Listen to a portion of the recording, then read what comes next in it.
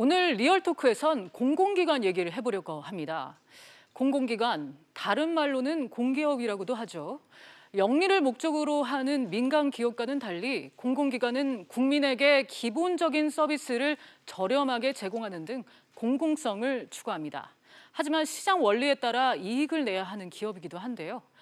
만약 실적 악화가 계속되고 이에 따라 적자 살림이 지속되면 이 부담은 고스란히 국민이 떠안아야 합니다.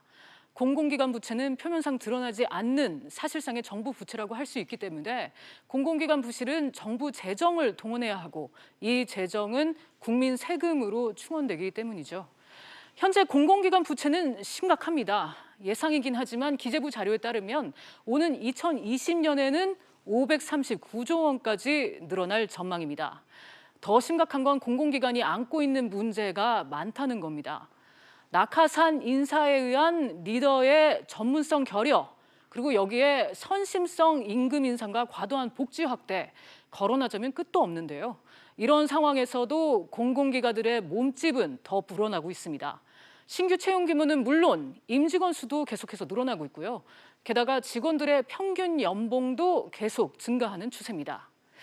사회적 논란이 되고 있는 공공기관, 이 문제 어떻게 봐야 할까요? 지금 리얼토크에서 얘기 나눠보도록 하겠습니다.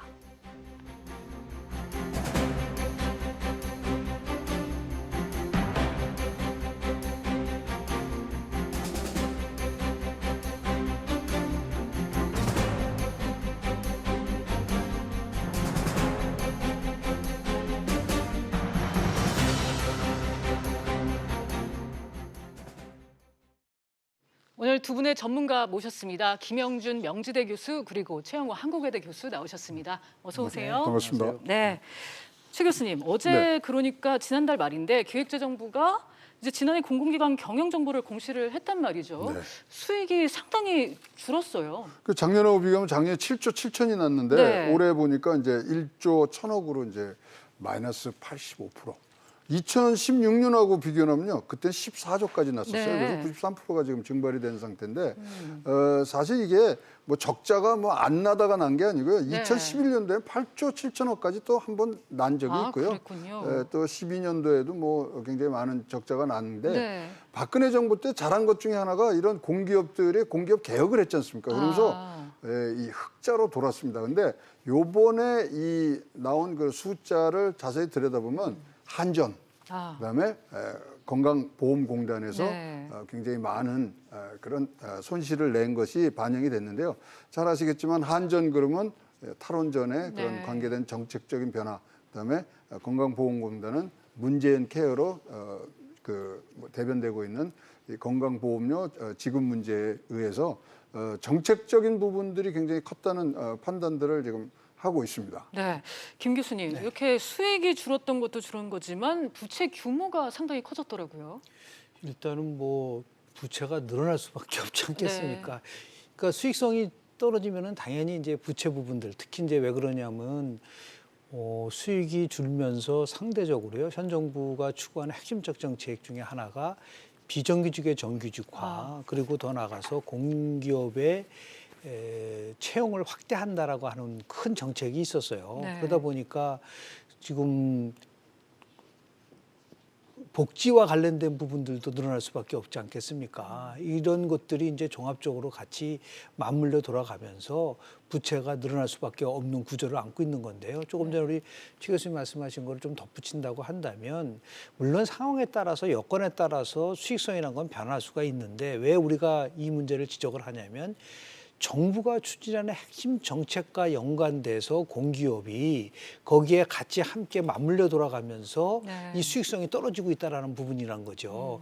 2008년도에 출범했었던 이명박 정부 때는 뭐 자원외교라는 걸 통해서 또 굉장히 네. 많은 나름대로 공기업들이 정부 정책과 연관을 하면서 굉장히 손실을 봤단 말이에요. 그거를 이제 회복시킨 것이 조금 전에 최 교수님 말씀하신 것처럼 이제 박근혜 정부 네. 때인데요. 문제는 뭐냐면 그거와 더불어서 또 다른 그 정책과의 연계들, 조금 전에 말씀드린 나름대로의 고용을 확대해야 된다. 공기업의 고용을 확대해야 된다는 거와 맞물려 돌아가니까 수익은 떨어지고, 예를 들어서 그렇게 하면 당연히 조정을 해야 되는데도 불구하고 오히려 채용을 늘리는 이런 반대적인 부분들이 가다 보니까 당연히 부채가 늘어날 수밖에 없는 그런 악순환 구조에 지금 빠져 있다고 볼 수 있습니다. 네, 앞서 잠깐 언급됐던 게 국민건강보험입니다. 2017년에 3,685억 원 흑자를 냈다가 지난해 3조 8,954억 원 적자로 전환이 됐습니다. 이를 두고 일각에서는 문재인 케어에 손실을 본 거 아니냐 이런 지적들이 나오고 있는데요. 문재인 케어 내용을 상기시켜드리기 위해서 잠시 영상 보고 돌아오겠습니다. 새 정부는 건강보험 하나로 큰 걱정 없이 치료받고 건강을 되찾을 수 있도록 건강보험의 보장성을 획기적으로 높이겠습니다. 최 교수님 어떻게 판단하십니까? 이게요, 뭐 저희가 판단하는 게 아니고 국민연금하고 국민건강보험공단의 그 노조에서 발표한 얘기를 제가 코트를 좀 해보겠습니다. 네. 건강보험은 납부 보험료의 50%를 경감해 보험료 수입이 감소가 우려된다. 즉 문재인 케어를 통해서 이 적어들이는 수입이 적어들은 것이 그대로 지금 재무제표에 지금 표현이 되고 있다고 내부에서조차도 노조에서조차도 지금 생각을 하고 있기 때문에 이 정책적인 변화에 대해서 우리가 어떤 식으로 재정을 확보해 나가냐는 어떤 계획이 없이 지금 좀 파퓰리즘적이라는 표현까지 우리가 쓸 수 있을 정도의 지금 이 방만한 경영들이 되고 있는데요. 사실 우리가 건보 같은 데는 이제 재정 수지 누적된 재정 수지가 굉장히 중요하거든요. 근데 네. 지금은 한 20조 정도가 있습니다. 그런데 이렇게 써가면요, 뭐 바로 몇 년 내에 반 틈이 11조로 가고요. 그럼 어떻게 되겠습니까? 건강보험료 올라야 되고 우리의 뒤에 오는 차세대의 건강보험을 우리가 그러면 보장해 줄 수 있느냐, 이런 심각한 문제까지도 우리가 거론될 수 있는 그런 숫자들이라고 보여집니다. 네. 또 해마다 수천억, 수조 원씩 흑자를 기록하던 에너지 공공기관들도 불과 2년 만에 적자 기업으로 전락을 했는데 역시 탈원정 정책이다, 정책 때문에 이런 지적이 나오고 있습니다. 대표적인 게 한전인데 이 또한 영상부터 보시죠. 한전에서는 이게 이 대규모 적자가 유가 인상 탓이다, 연료비 증가 때문이다 이렇게 말씀하셨는데요. 아까 그렇게 말씀하셨죠? 네, 연료비 증가가 가장 큰 요인이고 원자력 발전 가동률이 낮은 것도 중요한 영향을 미쳤습니다. 네. 김 교수님, 앞서서 이 정부의 핵심 정책에 공기업이 맞물려서 운영이 되면서 네네. 이런 상황이 불가피하다고 말씀을 하셨는데 지금 이런 에너지 기업들의 상황 어떻게 보십니까? 아마 곤혹스러울 겁니다. 네. 예를 들어서 한전 같은 경우에 2014년도에 2조 7,900원 정도의 단기 수익을 얻었고 2015년에 무려 13조 4,100원 정도로 단기 수익을 얻었는데 작년에 마이너스 1조 1,700억 정도면은 네. 엄청난 이익이 감소된 거거든요. 그럼 이거를 왜 그러냐라고 분석을 네. 해보면 당연히 다른 무슨 뭐 요인에 의해서 나온 것도 있지만 탈원전으로 전환하면서 거기에 따르는 재반적 비용이 뭐 지출될 수밖에 네. 없는 구조라는 건 누구보다 다 알고 있기 때문에 그렇다는 거죠. 근데 문제는 우리가 지난 시간에도 한번 말씀드린 적이 있었는데 그럼에도 불구하고 전기료는 안 올린다. 조금 전에 국민건강보험료 절대로 안 올립니다. 네. 내년도가 총선이기 때문에요. 그거 올릴 수 있는 정부가 어디 있겠어요. 네. 그러면 정책이라는 거는 아주 굉장히 중요한 건 타이밍이거든요. 적재적소에 문제가 있으면 바로 해소를 하면서 문제를 풀어가야 되는데 이렇게 자꾸만 시간을 늦추면서 적절하게 대처를 하지 못하면 결국 누가 피해를 보느냐면요. 그건 청년 세대들이 볼 수밖에 없는 겁니다. 지금 이제 가뜩이나 우리 갈등 구조가 다환화되고 중첩화되고 있는데 젠더 갈등에 의해서 이제는 청년 세대와 기성 세대 간의 갈등, 네. 우리가 세금을 내야 되는 부분 속에서 이 국민건강보험료 같은 경우를 높이고 또 혜택도 줄어든다고 하면 당연히 저항이 있을 수밖에 네. 없지 않겠습니까? 이런 의미에서 봤을 때 저는 속도에 대한 부분들을 좀 감안해야 된다는 거예요. 정책을 조금씩 우리가 최저임금 문제만 하더라도 매년 7 내지 8% 계속해서 올렸는데 이걸 급작스럽게 2년 동안에 30%를 올리니까 문제인 것처럼 건강보험 같은 문제도 우리의 여러 가지 재반적 여건을 보고 그래서 어떻게 우리가 체계적으로 단계적으로 갈 수 있을 것이냐라고 하는 그런 것들이 필요한데 많이 주고 많이 혜택을 주는데 반대할 사람은 누가 있습니까? 그러나 문제는 그걸 복지라는 건 제일 중요한 게 지속성이고요. 그리고 더 나아가서 한정과 같은 에너지 정책 같은 경우도 중요한 것은 뭐냐면 효율성과 나름대로 얼마만큼 서비스가 안정적으로 가져가는 이 안정성에 대한 문제를 같이 고려하지 않고 그냥 예를 들어서 목표가 좁기 때문에 좀 네. 방식이 좀 서툴러도 괜찮다라고 하는 것은 그 큰 흐름 속에서 보면은 맞지 않다고 볼 수 있는 거죠. 그렇죠. 사실 앞으로가 더 걱정입니다. 정부의 에너지 정책에 따라서 재생 에너지를 더 늘게 되면 최 교수님, 이 에너지 공기업에 대한 압박은 계속 커질 것 같아요. 요번에 아주 절실하게 드러난 부분이 이 부분입니다. 자, 그러면 이제 한전이 저렇게 적자가 난 게 네. 뭐 이 전기료가 연료비가 증가되고 그랬다고 그러지 않습니까? 그러면 비싸게 전기를 사오는데 전기를 사온 데가 뭐 우리가 아는 서부발전, 뭐 중부발전, 뭐 동남발전 이런 데, 남동발전 이런 데서 사오는 거 아닙니까? 근데 거기가요. 단기 순손실이 난 저기 10개 기업에 들어가는 거예요. 그래서 들어가 봤더니 신재생 에너지 비율을 맞추라는 정책 때문에 여기에 투자를 많이 하니까 이게 마이너스가 된 거죠. 근데 더욱 놀라운 거는 2040년까지 우리가 35% 신재생을 가야 되거든요. 신재생을 35%, 뭐 30%까지만 가더라도 우리나라에 160기가와트의 태양광이 필요합니다. 즉 320조의 재생에너지에 들어가는 투자 비용이 네. 하거든요. 그러면 이거 누가 하는 거냐? 발전 공사에서 하는 거예요. 그렇죠. 그러면 누가 돈을 내야 되느냐? 그건 뭐 우리 시청자 판단에 맡기도록 네. 하겠습니다. 자, 물론 이제 문케어, 탈원전 등의 정책 탓으로만 돌리기에는 무리가 있습니다. 정규직 전환, 또 이에 따라 인건비 향상도 재무 구조를 악화시킨 요인이 될 텐데요. 최 교수님, 실제로 이 정규직 전환하고 신규 채용 이런 식으로 해서 임직원 수가 꽤 늘었잖아요. 그럼요. 2016년하고 비교하면은 8만 명 정도가 늡니다. 그래서 네. 지금 우리가 공기업에 지금 40만 정도가 지금 하고 있고요. 작년 같은 경우는 신규 채용, 그러니까 비정규직, 정규직을 빼더라도 2만 7천 명이 났는데 그거는 전년 비해서 50%가 늘어난 거죠.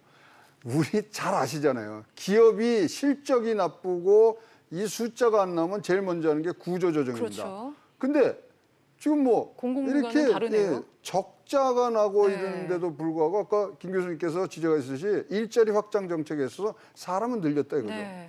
그러면 복리후생비만 요번에 계산한 걸로 700억 이상이 지금 증가가 되는 거거든요. 네. 아니 아까 우리 앵커가 지적했듯이 이것은 기업이거든요. 공기업. 시장의 원리에 따라 수익을 내는 그런 펑션을 갖고 가야 되는데 그런 것이 이율배반적으로 사람을 늘리는 부분.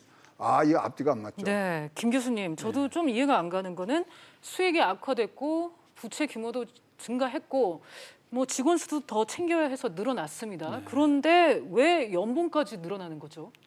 그것은 이제 실질적으로 보면은 여러 가지 성과급 제도를 실은 박근혜 정부 때 공공기업에서 채택이 됐었어요. 네.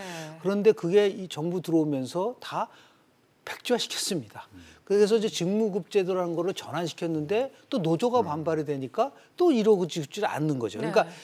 수익성이 나빠지면 거기에 맞춰서 여러 가지의 조정을 해야 되는데 그걸 못하게 되니까 그냥 자연적으로 올라가는 비율에 따라서 임금이 올라가게 되는 이런 형태가 되니까 악화될 수밖에 없는 부분들이 계속해서 반복적으로 나오고 있는 건데요. 하나 꼭 지적을 해주고 싶은 거는 뭐냐면 참 5년 단임제 국가에서 나올 수 있는 참 우리가 극복해야 될 과제라고 보는 게 네. 지금 문재인 정부는 딱 2020년까지만을 보고 있는 겁니다. 그러니까 지금도 보십시오. 공기업 같은 경우는요. 나중에 끝나고 나면 어떤 형태든 간에 이게 계속해서 복지와 관련된 부분들을 지속적으로 또 우리가 지불을 해야 된단 네. 말이에요. 이런 경우를 지금 당장 뭐 지금 얘기하는 부채 말고도 복지 후생비가 한 뭐 몇백억 늘어났다. 이게 앞으로 계속해서 늘어날 수밖에 없는 구조라는 거죠. 그래서 이거를 정부는 2020년만 보고 정책을 펴서는 안 된다. 그러니까 10년, 20년을 내다보면서 네. 나름대로 안정성을 유지하면서 갖고 가지 않으면요. 뭐 문재인 케어를 해서 이렇게 많이 혜택을 주는 거는 좋지만 그럼 그 다음 정부가 들어와서 재원 확보가 안 됐을 때는 그때 올 수 있는 갈등, 복지는요. 한번 주고 나면 절대로 뺏을 수 없습니다. 이런 부분 속에서 생산적 복지로 갈 수 있는 길도 같이 함께 우리가 고려를 해야지 시행성 복지로만 가서는 금방 재정적인 어려움에 봉착될 수밖에 없다는 말씀 좀 드립니다. 네, 오늘 지금 김 교수님, 최 교수님 두 분 공통적으로 우려를 하시는 게 자꾸 이렇게 재정적인 부담이 커지면 결국은 미래 세대의 부담이 커진다 그런 말씀이시잖아요. 그럼요. 근데 오늘 아침에 우리가 이 언론들을 통해서 봤지만 베네수엘라 네. 1950년대 세계 5위의 그 경제 강국이었고요. 그 당시 일본보다 4배나 잘 살았어요. 거기가 이러한 파퓰리즘적인 그리고 소위 말하는 공기업들을 어떤 정권의 정책에 맞는 그런 방향으로 계속 이끌고 온 결국 오늘 아침에 쿠데타가 일어났지 않습니까? 지금 한 나라에 대통령이 둘이 네. 있고 이렇게 싸움하는. 혼란스럽죠. 그래서 우리가 국민의 비판으로 뭐 여기 할 수 있는 게 아니라 나라의 안위까지도 문제가 될 수 있는 부분들을 우리가 꼭 기억을 해야 되고 이 기업이라는 이름이 붙었다면 일단은 이익을 창출하는 것이 우선적이었다고 생각을 합니다. 네. 그렇다면 마지막으로 교수님, 지금 당장 뭐 어떻게 시급하게 개선을 할 방법이 있겠습니까? 있습니다. 왜냐하면요. 전문성 있는 인사에게 맡겨야 돼요. 네. 기업은 조금 전에 얘기했겠지만 이윤을 창출하려고 한다면 공기업의 자율성 그리고 전문성, 책임성 이 부분에 대해서 잘못되면 과감하게 바꿔나갈 수 있는 신상필벌의 원칙이 지켜지면서 정부 정책을 과도하게 공기업과 같이 연계하는 이 부분 속에서 빨리 이걸 끌어내지 못하면은요 반복적으로 나올 수 있는 비효율적인 공기업으로 가고 그 부담은 누가 지느냐? 결국은 국민이 진다. 이제는 2년이 끝날 때쯤 됐습니다. 5월 9일 문재인 정부 2년 아니겠습니까? 네. 지금까지 거를 전부 다 종합적으로 검토를 해서 새롭게 계획을 세워서 남은 기간 동안에 공기업만이 아니라 복지 문제 또 경제 성장에 대한 문제 이걸 종합적으로 검토할 수 있는 이런 시점이 저는 왔다고 저는 봅니다. 네, 최 교수님도 한 말씀 해주신다면요. 저는 독립 재정에 대해서 꼭 지적을 해주고 싶고요. 뭐 정권은 바뀔 수 있습니다만은 국민들은 계속 여기서 살아야 되거든요. 그래서 진짜로 지속 가능한 그렇지만 그것에 대한 판단은 김 교수님께서 말씀해 주신 전문가적인 입장에서 관점에서 본 이 재정 독립이 먼저 우선적으로 각 공기업에 주어져야 된다고 생각을 합니다. 네, 이 공공기관의 지금 적자 전환 그리고 부채 증가 지금 우리 정부의 정책이 어떻게 운영되는지를 상징적으로 보여주는 게 아닌가 하는 생각이 들었습니다. 오늘 두 분 말씀 여기까지 듣겠습니다. 감사합니다. 네.